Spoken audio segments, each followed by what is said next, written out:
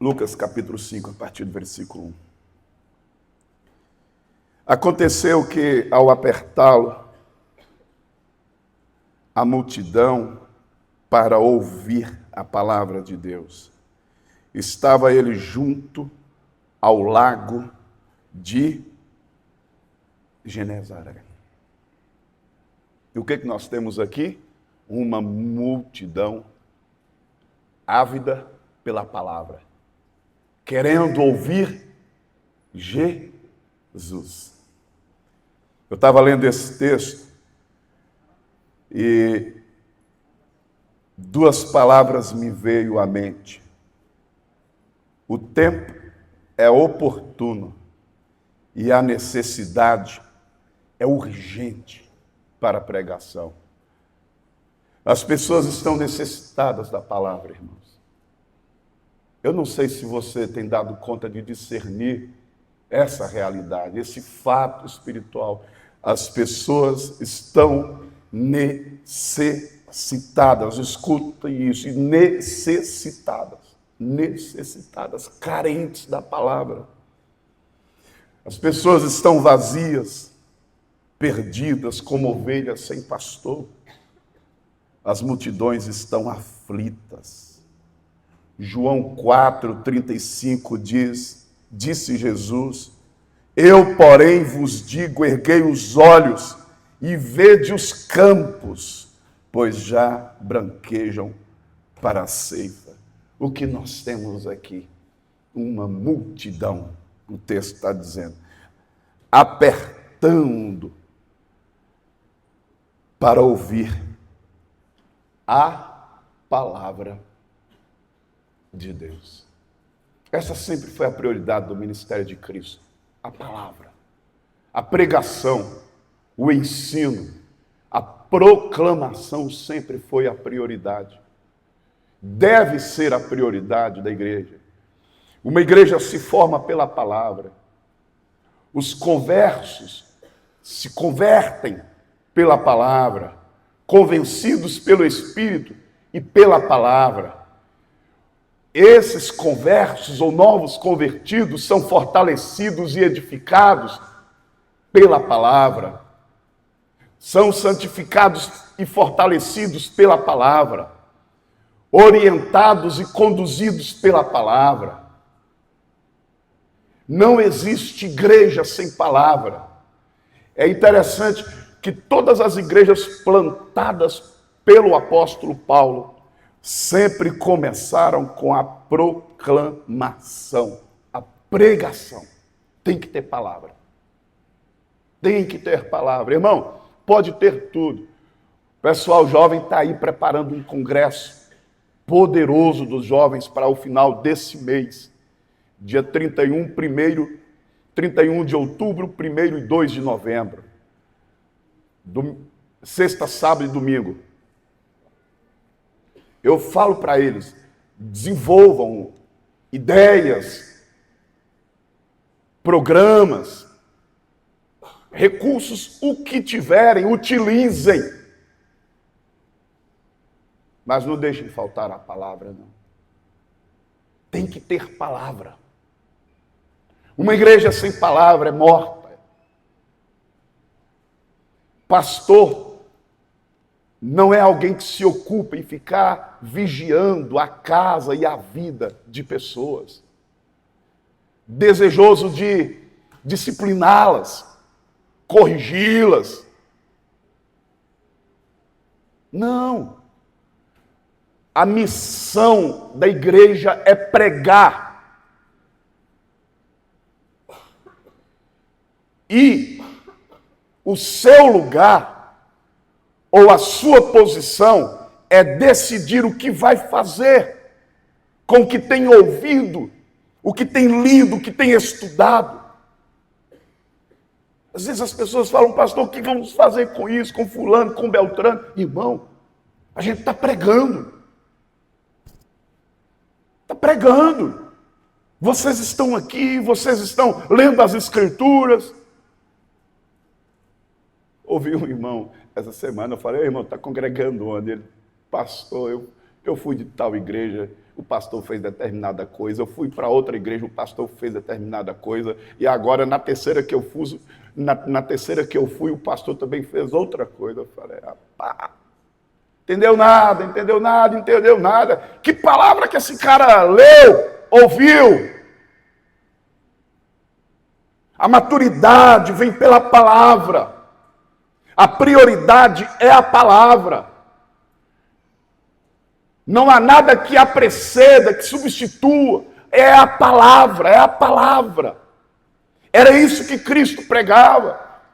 Jesus não andava procurando pessoas para puni-las com seus ensinos. Jesus ensinava a consciência do Evangelho. Prega a palavra, prega para o seu filho, prega para o seu pai, para a sua mãe, prega a palavra. Tempo, fora de tempo, como disse Paulo a Timóteo, é o caminho que a gente tem de ensinar, de conduzir a igreja, ao povo, de combater o engano, a apostasia, é a palavra. Pura, simples, não precisa nem de rodapé, não precisa nem de Bíblia de estudo. A Bíblia com a qual a minha avó teve contato, e eu a tenho, pedi o meu tio na cerimônia fúnebre. Eu falei, meu tio, eu quero a Bíblia que a minha avó lia. Eu a tenho na minha casa. A Bíblia que a minha avó lia não tinha rodapé, não era Bíblia de estudo. Era uma profunda conhecedora das Escrituras. Não habitava no coração dela coisas do tipo religiosidade, fanatismo. Era uma mulher cheia da palavra. Traga de volta a palavra para sua casa. Eu estava pensando o texto de Gênesis capítulo 3. A serpente chega para Eva e diz, foi isso que Deus disse. Olha que coisa. Nós estamos racionalizando, relativizando a palavra. Nós estamos numa condição tão feia, tão triste, que nós estamos discutindo assuntos encerrados nas Escrituras. A gente está discutindo na igreja sobre homoafetividade. A gente está discutindo na igreja sobre casamento misto. A gente está discutindo na igreja sobre divórcio. Um monte de coisa que a gente está discutindo, para as quais a palavra já deu um ponto final. E a ideia da serpente é isso. É descredenciar, descredibilizar, desautorizar a palavra. E aí a gente fica conversando, não tem conversa. Adultério é adultério, prostituição é prostituição, mentira é mentira, fofoca é fofoca, divórcio é divórcio, o que for, a palavra acabou, irmão.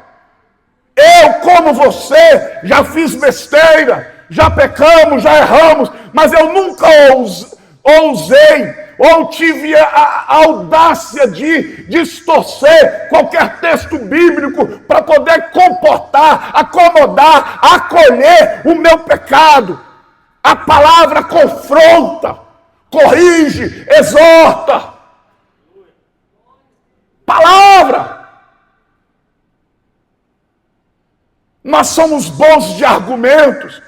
A gente fica batendo papo com a serpente. Nós estamos nas mídias aí, o pessoal conversando sobre um tanto de assuntos, fazendo rodas de conversas, debates para assuntos que já foram encerrados pela palavra. Acabou! Mentira, mentira, não pode ser chamada de omissão. Palavra! Traga a suficiência das Escrituras, a autoridade das Escrituras de volta. A gente busca tudo depois da palavra. A gente quer resolver todas as questões financeiras ao nosso jeito, com algumas ligações, algumas influências que a gente tem, e conversa com o gerente de banco, e conversa com amigo, a gente sai resolvendo ao jeito da gente. Depois que não dá certo, que a gente se arrebenta, a gente busca a palavra. Nós somos a geração que nega a suficiência das Escrituras. Eu sempre digo, tem um projeto, Sônia e Rogério estão aqui, está ali, trabalham lá no Pedrinhas. É um dos trabalhos que eu tenho profunda admiração. A Esperança pôde estar com eles ali na construção daquele projeto, em tempos maravilhosos. E olha, irmão, eu sempre admirei aquilo ali. Só palavra. Tem um tanto ex-drogado, mães que sofrem porque têm filhos no tráfico, quantas mães perderam seus filhos para o tráfico, foram assassinados, casas colocadas, casas que foram incendiadas, sofrimento terrível. E a única coisa, ou tudo que esse ministério e esses irmãos têm para ofertar àquele bairro, e que juntamente com outras tantas comunidades que lá habitam e servem e trabalham e atuam na pregação, o que eles têm é a palavra. Palavra. A gente substitui a palavra por um tanto de coisas. As ciências humanas estão aí, maravilha, utilizem-as o quanto quiser, mas não negue a suficiência das Escrituras. Vá ao médico, mas antes imponha a mão sobre o enfermo, e em nome de Jesus eu oro e peço a Deus que te cure, em nome de Jesus. E aí, se Deus der discernimento e orientar, porque você tem o Espírito Santo, vá lá no médico, visite, faz os exames. Se o Senhor não guardar a casa, em vão trabalham os seus vigilantes. A gente faz tudo, a gente corre. A palavra é sempre o último recurso. A palavra. Falta ler a Bíblia. Tem horas aí, vê aí, não sei como é que chama nesse negócio lá do iPhone, do telefone. Vê quantas horas tu fica nesse trem. Claro que eu não vou jogar. Vê para tu ver. E veja quanto tempo essa semana você leu as Escrituras. Você viu tudo. Cadê a palavra? E aí a gente tem dentro da igreja um monte de criancinhas. Gente crente infantil. Fica atuando como bebês espirituais. Querendo pastores babás. Tô fora. Cresçam, amadureçam, aplica a palavra na vida, nas finanças, busque conselho nas Escrituras. Já não serve mais de referência. Nós dizemos, a Bíblia é o quê? O pessoal fala que a Bíblia é a nossa bússola. Né? É lá que a gente se orienta, que nada. A gente se orienta com tanto de coisas. A negação da suficiência, a negação da autoridade. O centurião de Cafarnaum foi até Jesus e disse, Senhor, o meu empregado está enfermo. Essa é uma fé extraordinária, a fé que ama. A fé que vai a Cristo pelo outro. Senhor, o meu empregado está enfermo. E aí, Jesus disse, eu vou curá-lo. Olha a disposição do Senhor Jesus. Eu vou curá-lo. Ele diz, não, Senhor. Eu não sou digno de recebê-lo ou de tê-lo em minha casa. Mas manda uma palavra. E o meu servo será curado. E aí Jesus diz, nunca houve em Israel fé como esta. A fé que reconhece a suficiência, a autoridade e poder. Ele disse para o Senhor, eu tenho soldados sob as minhas ordens. Eu digo a este, vai, ele vai. Eu digo àquele, vem, ele vem. Senhor, basta uma palavra. A multidão quer a palavra, as pessoas estão carentes da palavra. A palavra. A palavra não é posse exclusiva do ministério pastoral. A palavra não é posse exclusiva do púlpito da igreja. A palavra está nas suas mãos, a Bíblia está nas suas mãos. Você não tem desculpa. Você não tem desculpa para se deixar ser enganado, ludibriado. Você não tem a Bíblia. Você não precisa de sacerdote para interpretá-la. Nós somos o sacerdócio universal, a livre interpretação, ela não é de posse minha, não sou eu quem digo como deve ser interpretada as Escrituras interpretam a si mesmas. Palavra. Como é que está a sua Bíblia? Marcadazinha? Riscada? Tem aplicativo hoje, como é que está? Sua Bíblia. Versículo 2. E viu 2 barcos junto à praia do lago. Eu estou lendo Lucas 5. E viu 2 barcos junto à praia do lago. Mas os pescadores, havendo desembarcado, lavavam as redes. O que nós temos no início? A palavra. E o que nós temos? Um episódio de desistência.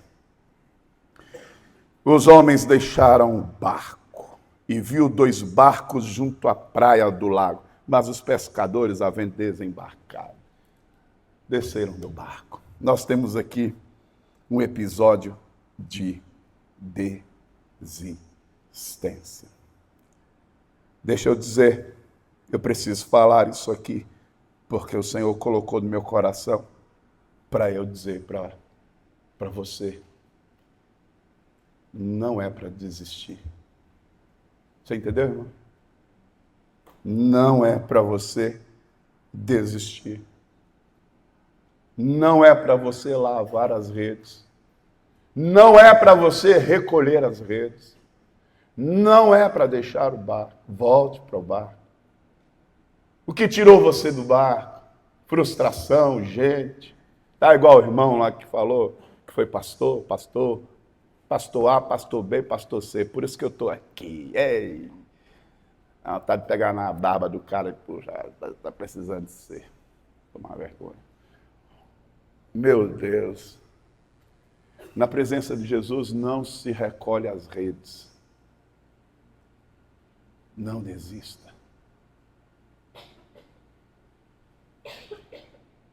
Quantos projetos de desistência você já elaborou? E o Senhor não deixou que eles vingassem. E o projeto continua de pé. E as promessas estão de pé. E os sonhos estão de pé. Ei, que coisa linda, irmãos, que eu fico memoriando aqui um bocado. Memorando. Sei lá o que é, um dos dois. Eu fico lembrando aqui, irmão, dos meus episódios de desistência, das malas arrumadas. A gente estava morando numa casinha lá em Tapetinga. Eu e Antônio. A gente dormia uma esteirazinha no chão, um fogãozinho de 2 bocas. A casa não tinha muro, era uma cerca. E tinha um pé de manga. E todo dia que chegava meio-dia não tinha comida. A gente chupava manga verde com sal. Uma delícia. Já chupou manga verde com sal? Mas só manga verde com sal é difícil. A gente ficava naquela casinha. No fundo dela, habitava um homem de Deus chamado Pastor Hamilton. Pastor da Igreja Nova Aliança. A Igreja Nova Aliança ficava de frente para a comunidade do Deus vivo. A era Paulo Gabriele. Templo de 400 pessoas lotado. Paulo Gabriele pregava o Evangelho. Saía, levava todos os recursos. Estou falando mal dele porque ele já morreu. Levava todos os recursos e deixava eu e Toninho passando necessidade lá. A igreja do pastor Hamilton ficava na frente da comunidade. um grande conflito surgiu, falta de ética. Como é que coloca uma igreja na frente do outro? Abrigaiada e abrigaiada.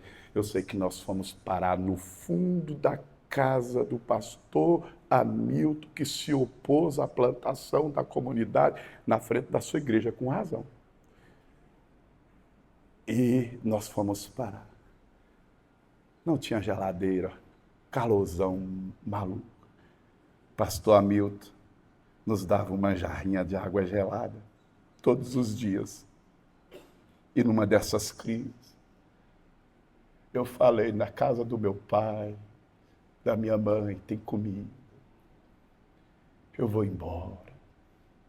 Eu não vou ficar mais aqui, não. Quando eu estou saindo, um vaso. Eita, mistério! Ó! Rapaz, bem na saída. Volta.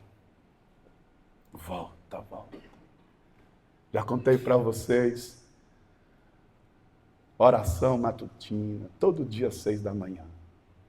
Só iam eu e Antônio e os fazendeiros quebrados de Tapetinga. Que o tempo que fazendeiro faliu. Parece que foi um juízo de Deus que teve. Aí eu estou lá, orando, chorando, querendo desistir, Senhor. Oh, entre o irmãozinho Jairo, com seu violãozinho, o Senhor, Jairo devia ter 58 anos, ele já deve estar com o Senhor, porque tem mais de 8, não sei, nunca mais o vi. Jairo entra com o violãozinho, senta e canta. Eu esqueci que ele cantou. Que a gente canta a gente cantou aqui esses dias? Grupo, oh Deus, só Jesus, irmão. Só Jesus para eu lembrar agora. Ele canta louvor, dizendo que não é hora de desistir. Você cantou aqui, moço, esses dias, na última vez que eu contei essa história. Esqueci. Ele cantou louvor e era exatamente dizendo que não era para eu desistir. Há momentos que na vida, Jairo com o violãozinho dele, pensamos em olhar atrás. É preciso pedir ajuda para poder continuar. E clamando, não desista, irmão. Não desista, irmã. Foi Deus quem colocou isso no seu coração. E clamando o nome de Jesus. E clamamos o nome de Jesus.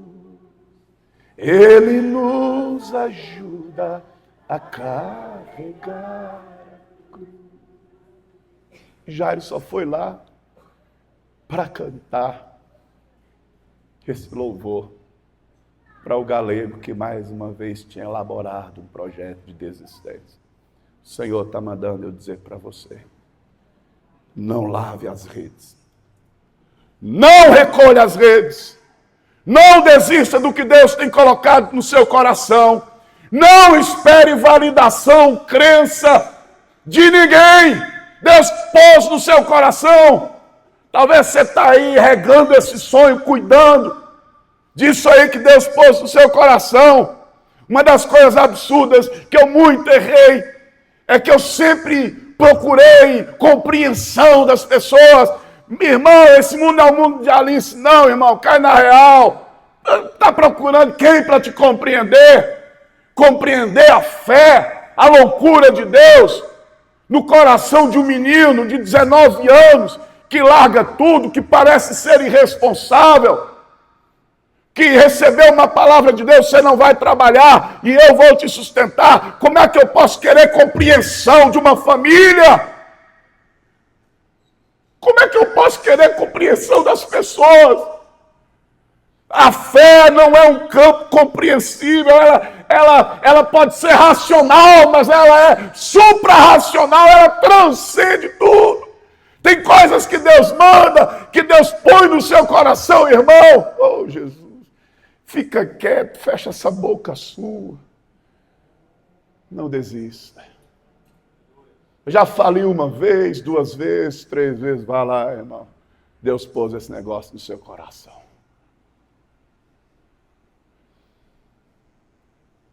Não desista, não. Não largue as redes, não. Não largue o barco, não.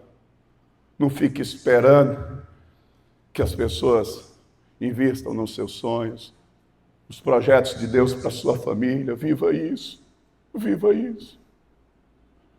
Eu questionava, por que meus pais me ajudam? Faz nada.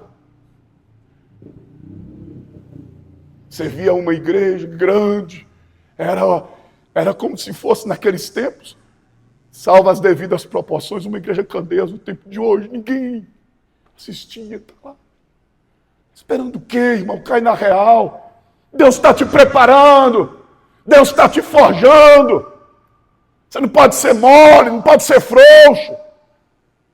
Tem que ter galhardia, tem que ter sangue no olho, irmão. Está pensando que é brincadeira? Um bocado de gente frouxa querendo viver a fé. Deixa Deus te forjar.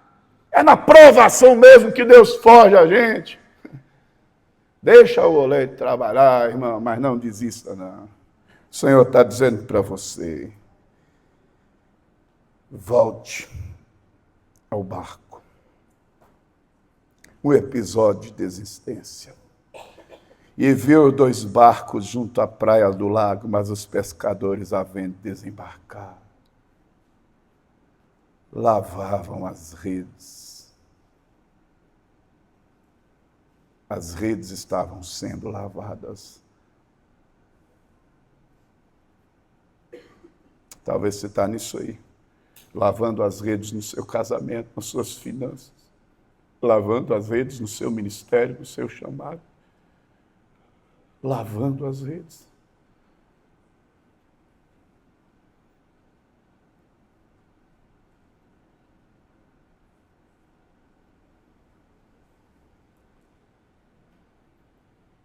Não desista. Não desista. Não desista. Não desista.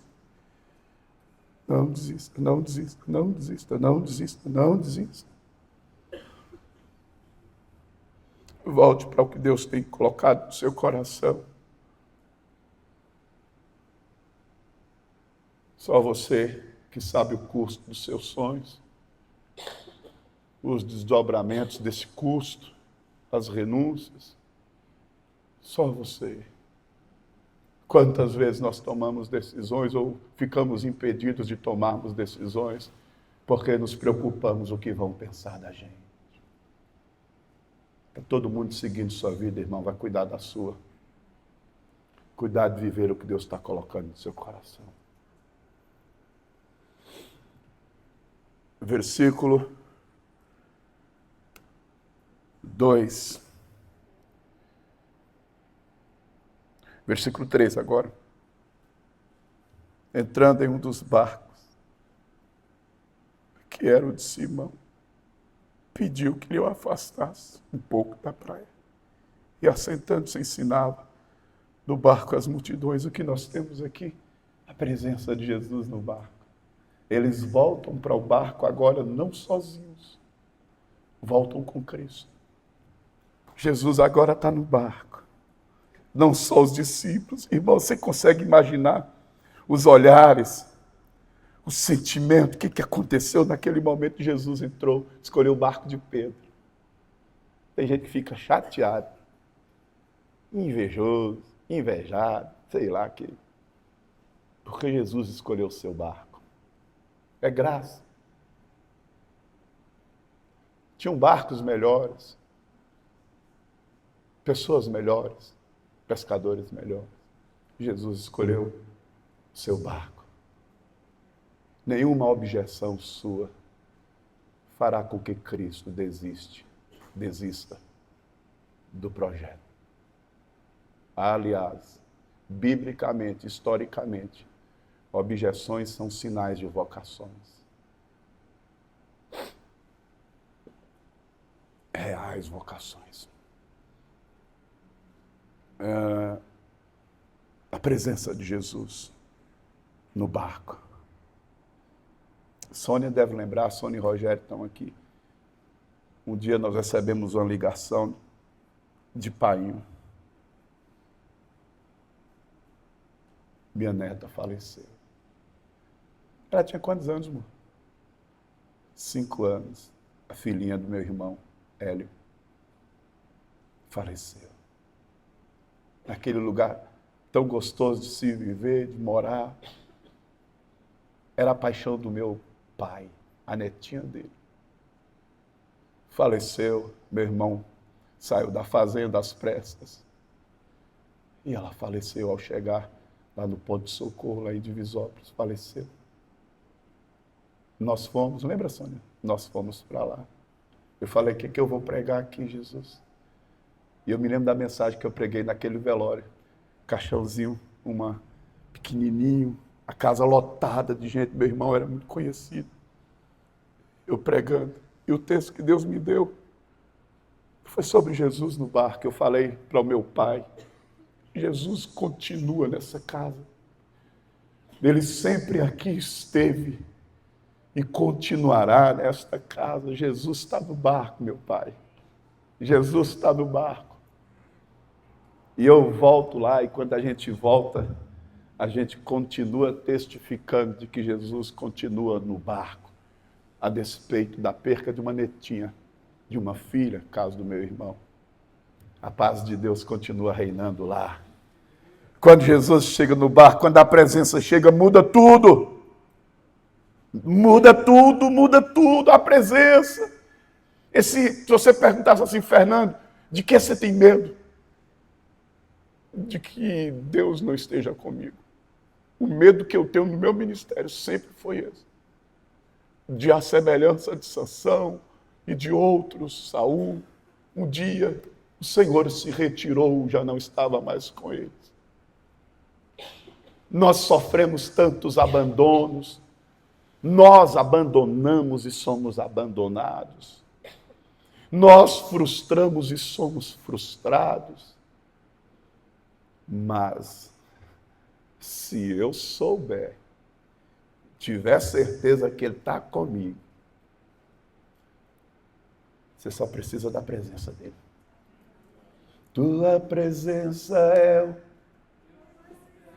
o Jesus. Não tenho prata. Vai lá.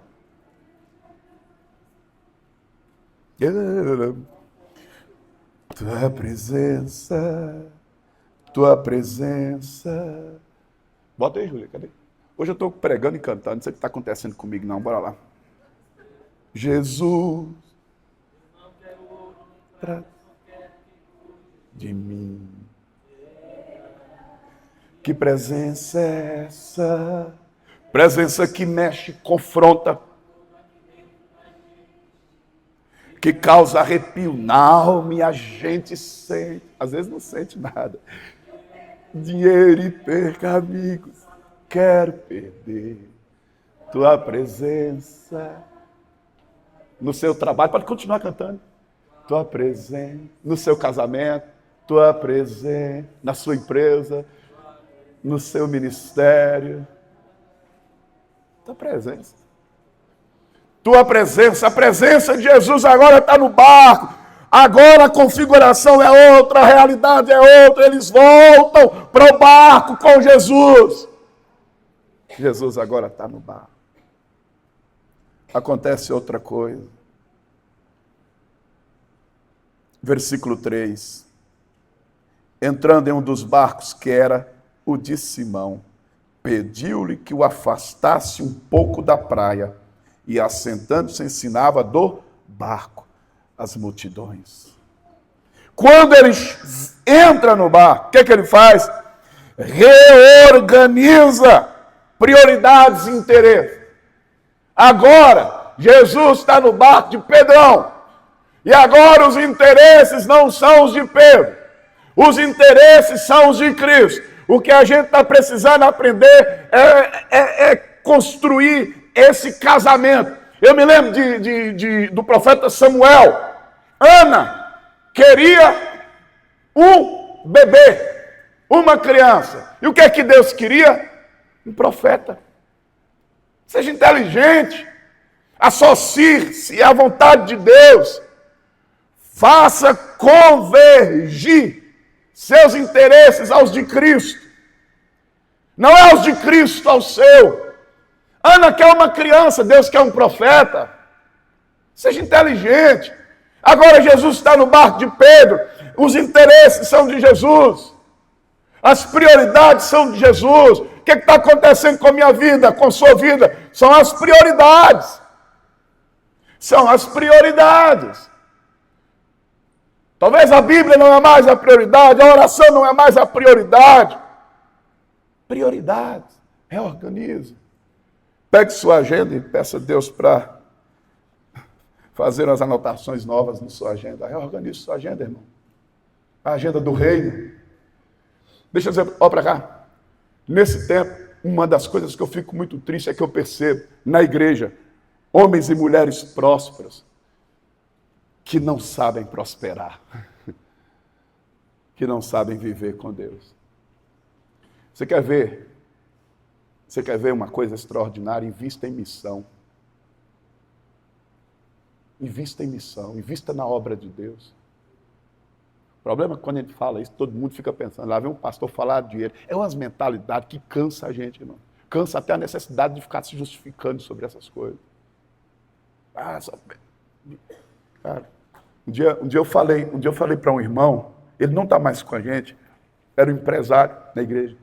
Eu fui e falei para ele, assim, velho, nem botei esperança à frente. Falei, velho, deixa eu dizer para você, invista em missionários. A Convenção Batista Nacional tem missionários, obreiros espalhados pelo campo. Eu falei naquele tempo para ele, gente que acorda sem saber o que vai comer, gente que está fazendo a obra de Deus, missionários, faz a obra de Deus, faça convergir para a obra de Deus, seja inteligente. Ana quer uma criança, Deus quer um profeta. Faça convergir. Aí fica interesse, egoísmo, ganância, tudo isso reina nos corações dos cristãos. Gente que vive para pagar conta, pagar boleto. Apenas ter uma grande empresa. Irmão, Deus não tem nenhum outro compromisso que não seja com a missão e com a sua glória. O que a gente faz é o tempo todo pagando boleto e resolvendo problema. Conversa sério com Deus. Peça a Deus para te dar um propósito novo para a vida. E isso não estou falando só para obreiro, pastor, empresário, profissional. Será que você faz, irmão? Conversa sério com Deus. Sério com Deus. Entregue a Deus essa vocação para Deus. Fala para Deus, eu vou servir ao teu reino nisso que eu estou fazendo. E se eu tiver que ganhar muito dinheiro, eu vou servir. Que é outro problema que crente tem. O crente acha que tem que ficar miserável. E se o outro prospera, o irmão já fica. Deus abençoe. Me faça crescer. Faça convergir, conversa sério com Deus. Quando tu fica aí, rapaz, só pagando boleto e de segunda a segunda nessa angústia, apagando fogo, problema. Entenda de Gênesis, Apocalipse, Deus tem compromisso com a sua glória. Entenda e discirna onde está a glória de Deus. Onde está a glória de Deus?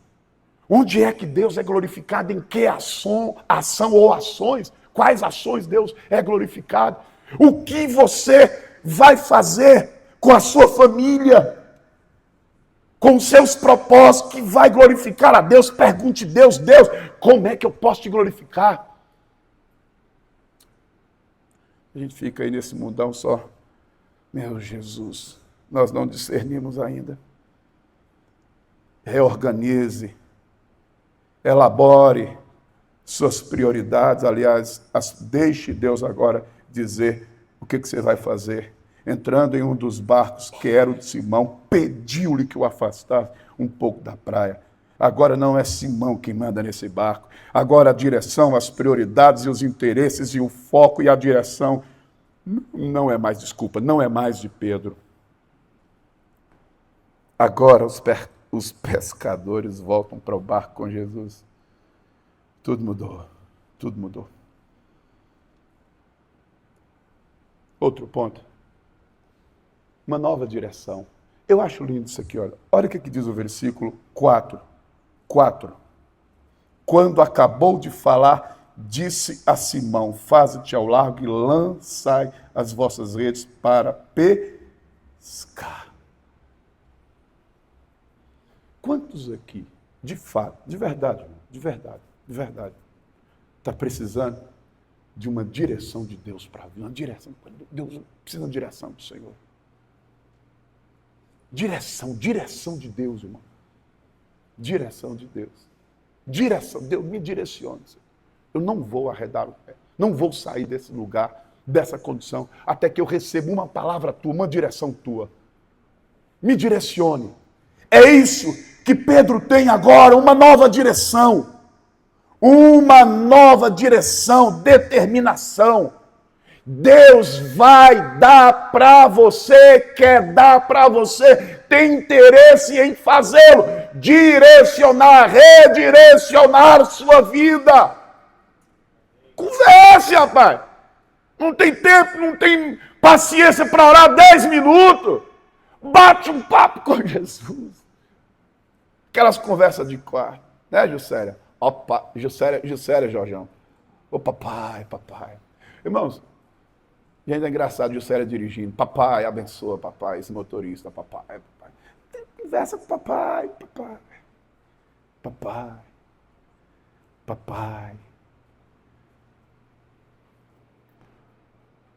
O ano é 2002.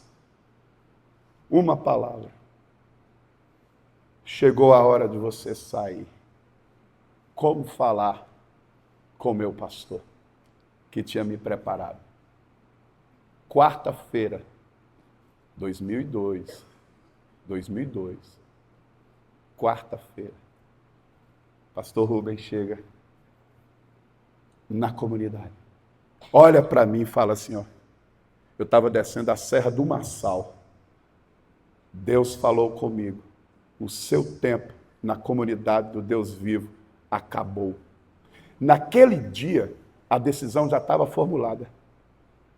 Eu fui na quarta-feira para conversar. Ele descendo o Marçal e disse, Gilson, o tempo de Fernando na comunidade acabou. Ele me chamou naquele dia, abençoou a minha vida.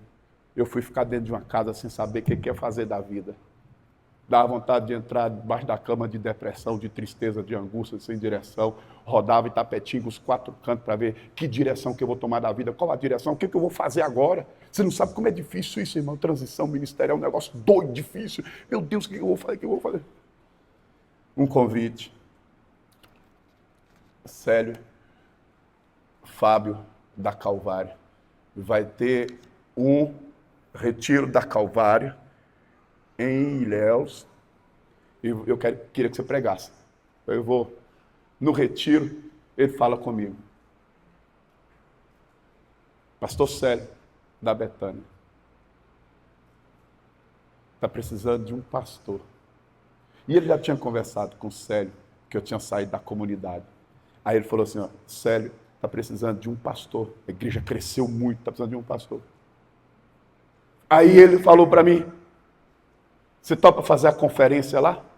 Batista tem esse negócio de conferência com vista ao ministério. Aí eu vim.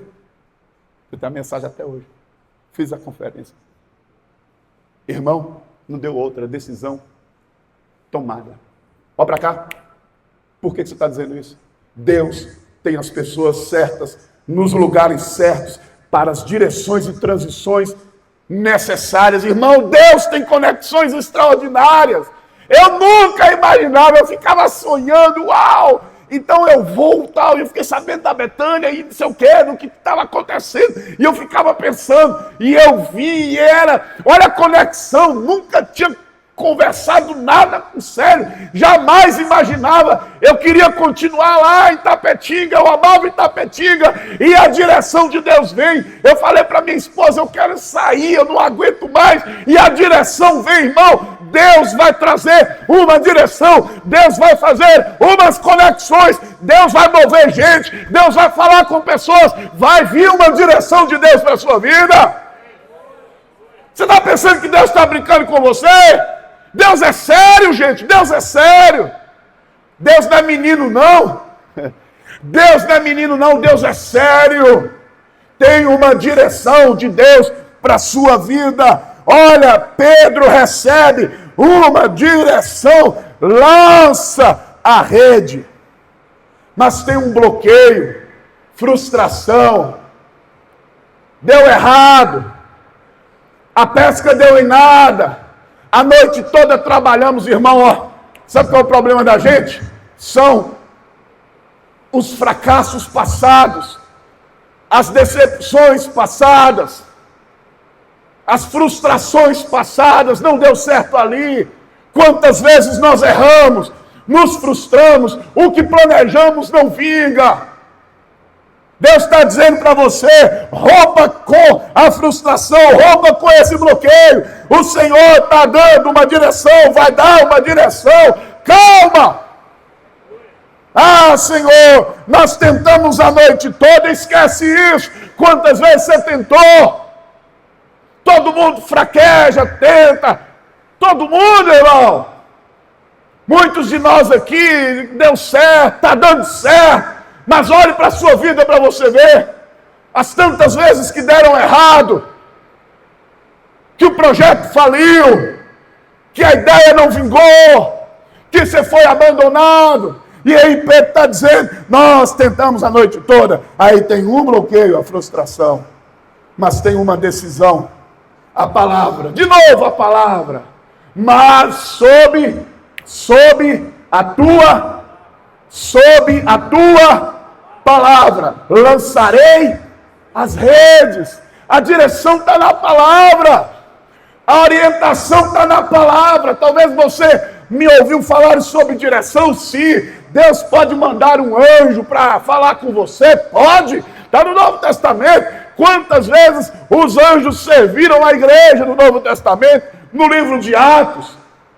Falou com o Filipe, libertou Pedro da prisão. Anjos trabalham, pode trazer uma mensagem para você num sonho. Mas eu estou falando da direção também pela palavra. E eles têm uma palavra. E ele decide obedecer a palavra. E o que acontece? Irmãos, o milagre, olha para cá, está na palavra. Deus está dizendo para você, o milagre está na sua mão, está no seu coração, está na palavra. Está na palavra. E aconteceu, olha o que diz o texto, irmãos. Versículo 6. Olha que chuva maravilhosa, calor e chuva e barulho no telhado, e louvado seja Jesus. Bora lá. Versículo 6. Isto fazendo, apanharam o que, irmão? Pequena. Eu não sei porque você fica chateado quando a gente fala de grandeza. Vocês não ouviram a mensagem? Quem é Deus, irmão?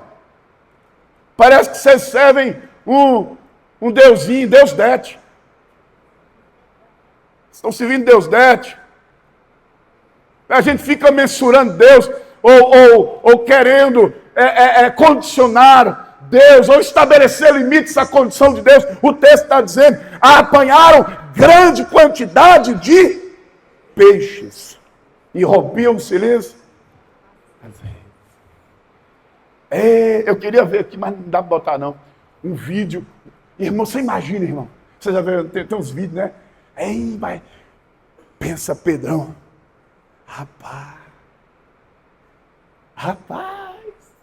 Vocês lembraram quem?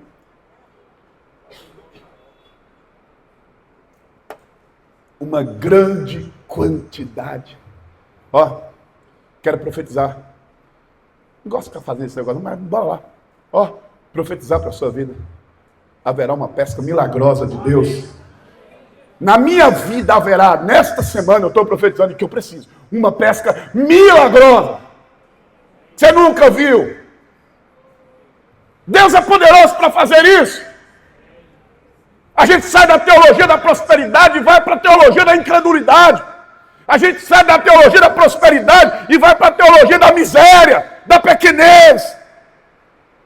Nós parece que não sabe botar os neurônios para conversar sobre a fé cristã, não. Deus é poderoso para fazer isso.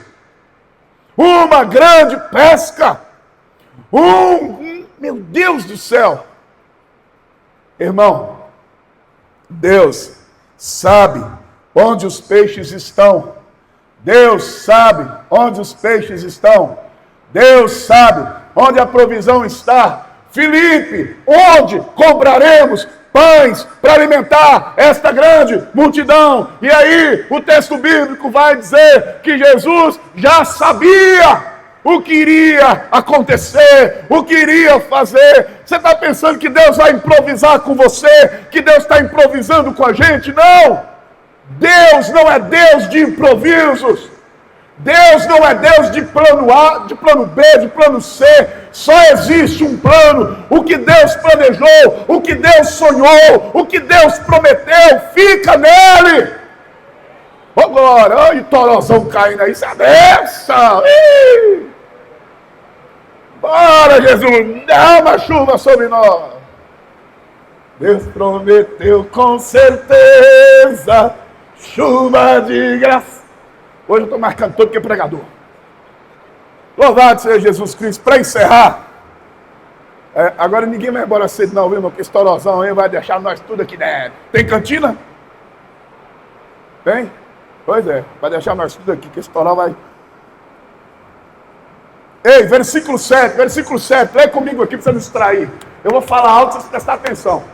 Bora, aqui ó, como se fosse novidade eu falar alto. Bora lá, então fizeram, versículo 7, então fizeram sinais aos companheiros do outro barco, para que fossem ajudá-los, e foram e encheram ambos os barcos, a ponto de quase irem a... Ei, aprenda a transbordar.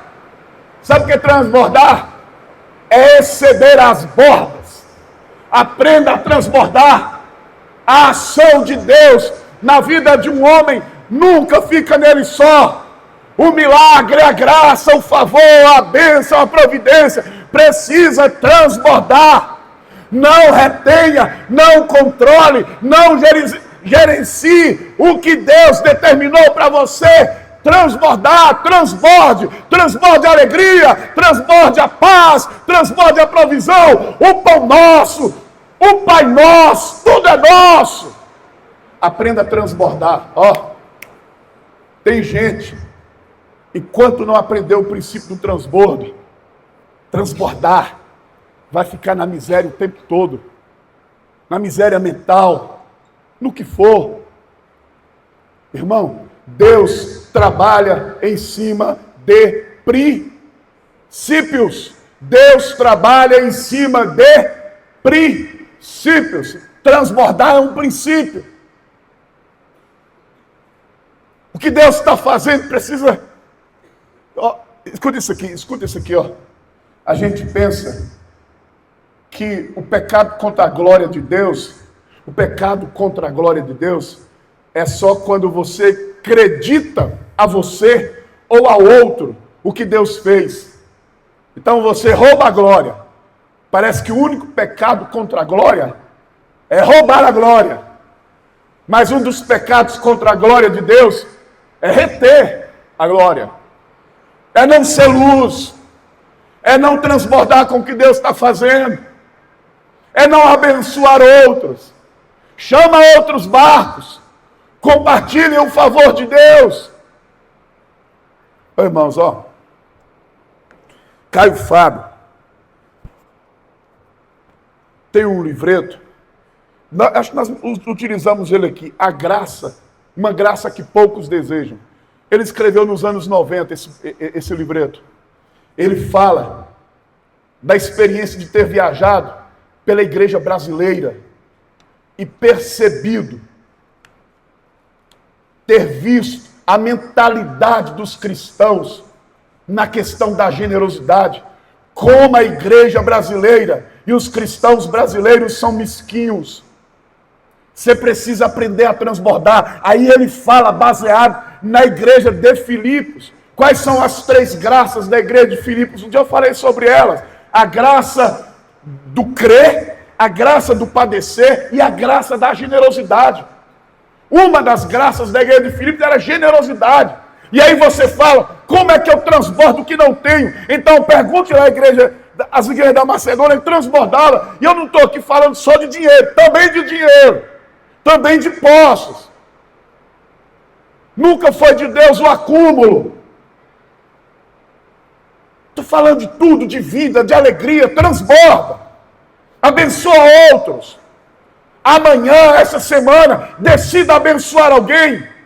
Irmão, decida abençoar alguém. Olha para cá. Vocês já viram como está lotado os semáforos? Os semáforos não. O Brasil está infestado de pedinte. Eu nunca vi tanto pedinte.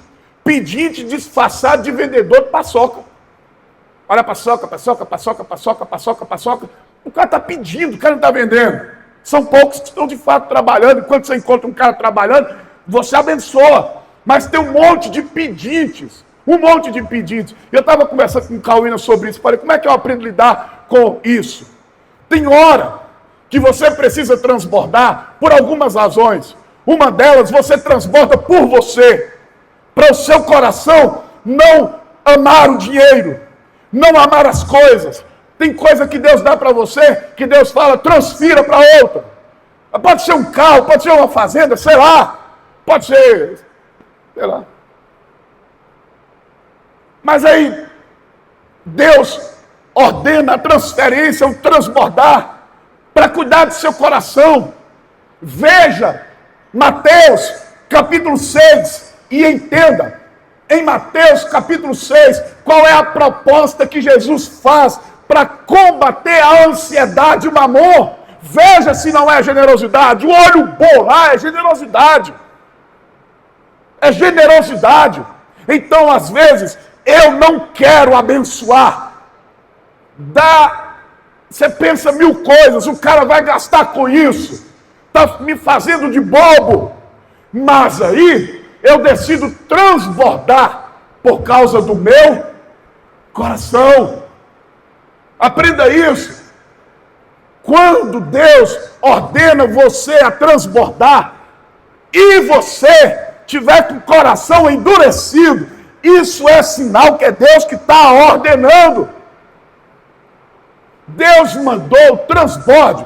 Transborde uma mensagem, transborde uma palavra, uma ligação, amor, companhia, presença, dinheiro, coisas, o que for.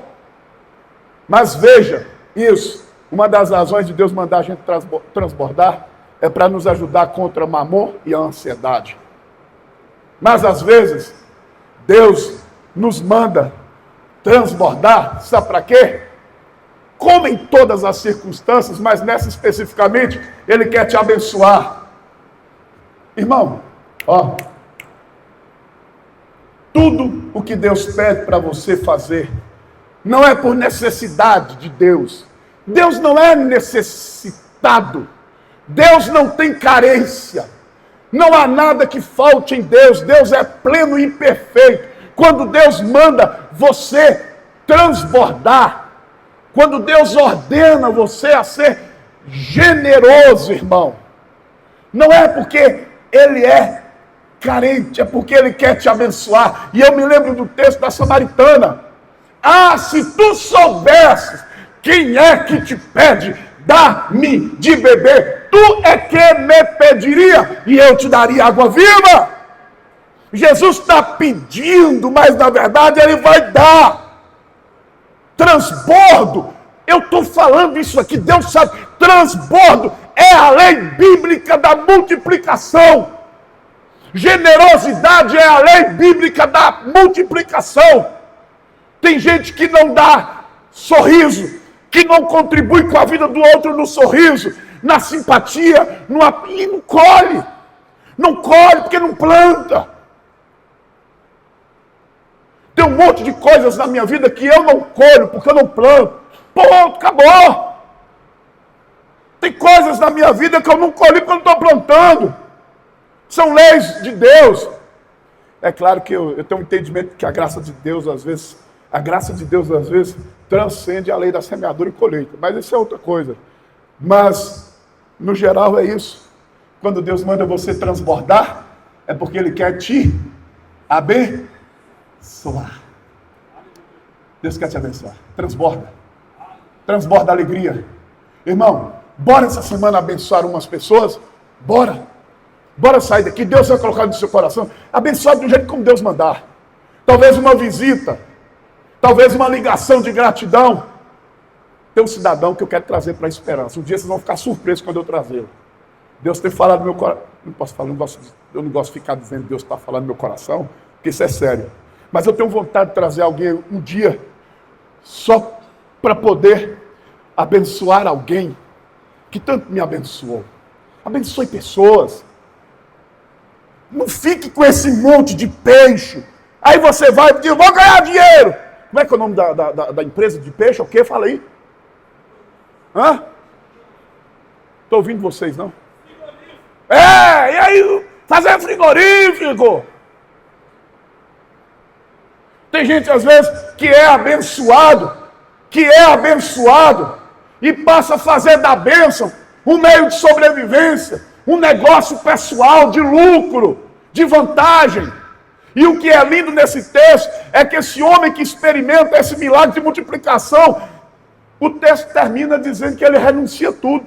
Larga os peixes, larga a rede, larga a profissão, larga a família, larga no sentido de renuncia tudo e começa a seguir Jesus. Deus está trabalhando o apego no seu coração. Deus está trabalhando o apego no seu coração. Essa chuva que está caindo aí, Deus quer transbordar bênção na sua vida, mas você não tem aprendido a transbordar na vida de outros. Segura isso aí, irmão. Eu não estava com esse negócio para falar, segura esses trecos tudo aí. Hoje eu estou agitado. Quando eu estou assim, você pode saber que a ver é outra. Transborda, pai. Transborda. Fica feliz quando as pessoas prosperam. Compra um carro, aleluia! Aí já fala, está associando Deus a um carro. Tu não sabe o valor de um carro, tu sabe. Anda a pé para tu ver, ou de carona, ou sei lá, oh, aleluia, comprou um carro. Oh, aleluia, comprou uma casa. Oh, aleluia, comprou não sei o quê. Oh, aleluia, abençoa, transborda alegria. Transborda alegria com as pessoas que estão sendo abençoadas. Ô, irmão, uma das coisas terríveis do coração da gente, e não se engane não estou falando para crente não, estou falando do coração humano, é a inveja que a gente tem às vezes. Então transborda alegria. Eu fico tão feliz quando eu vejo gente sendo abençoada, eu fico feliz mesmo. E não tem um caso específico de, estou triste. Eu fico feliz em vez de pessoas sendo abençoadas, pessoas sendo cuidadas por Deus, pessoas sendo amadas por Deus, pessoas sendo supridas por Deus, pessoas vencendo na vida, gente caída se levantando. A gente não pode se alegrar em ver pessoas caídas, passando sofrimento. Nós somos o evangelho da generosidade, do amor, do cuidado, da provisão de Deus para a vida de outros. Então transborda, irmão. Chama outros. Eita. Vamos ficar em pé, bora orar. Bora orar.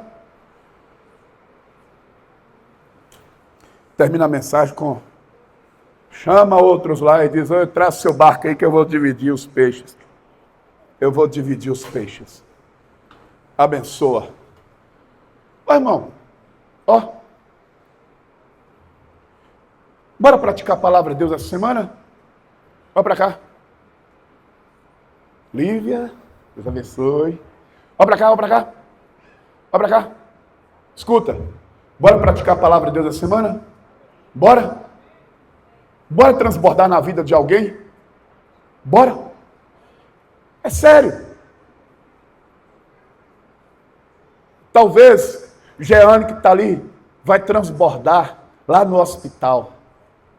Vai dar um cuidado especial com uma pessoa que está internada lá, com uma mãe. Não sei como é que você vai transbordar essa semana. Mas vamos fazer isso? Ora a Deus, fecha os seus olhos. Quer ver? Olha para cá. Eu mando fechar os olhos, depois eu peço para olhar para mim. Olha para cá. Olha para cá. Tem umas orações que Deus responde rápido. Você tem coragem de dizer assim, Senhor, me fale, põe alguém na minha vida essa semana para eu transbordar a pesca milagrosa do Senhor em minha vida.